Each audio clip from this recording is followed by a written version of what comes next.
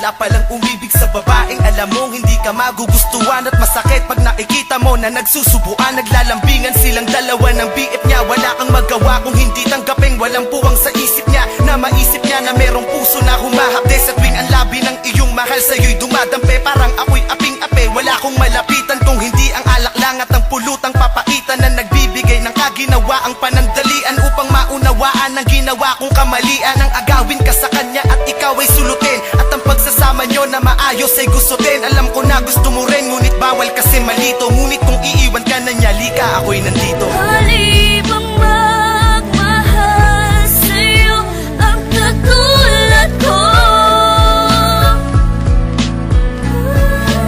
Kahit pa na alam ko may nagmamay-ari sa'yo.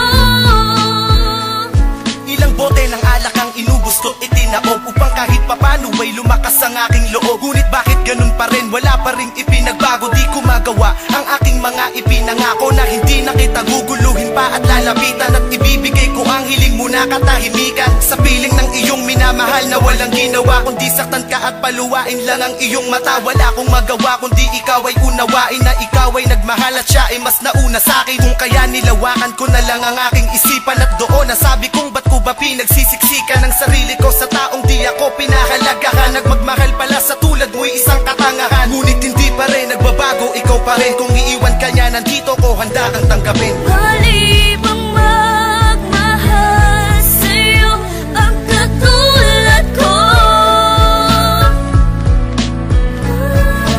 Kahit pa na alam ko may nagmamay-ari sa'yo.